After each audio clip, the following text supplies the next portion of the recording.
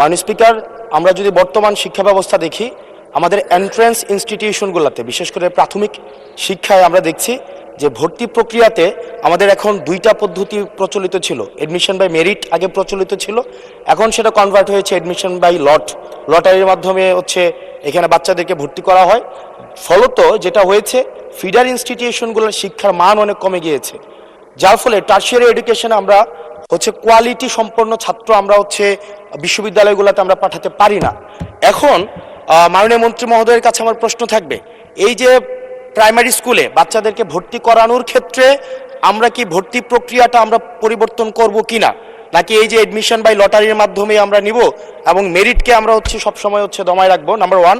আর number two হচ্ছে, আমাদের বর্তমান শিক্ষা পদ্ধতিতে আমরা যদি দেখি, আমরা যারা পয়সা দিয়ে কিনতে পারে তারা হচ্ছে এখন ইংরেজি মাধ্যমটা কিনছে, যারা পয়সা দিয়ে ইংরেজি মাধ্যম কিনতে পারে না তারাই কেবল আপনি যেই শিক্ষা পদ্ধতি আমাদের জন্য জনজীবনের জন্য আপনি চালু করেছেন সেটা আমরা কিনছি, আর যারা সেটাও কিনতে পারে না তারা হচ্ছে মাদ্রাসা শিক্ষা পদ্ধতি কিনছে।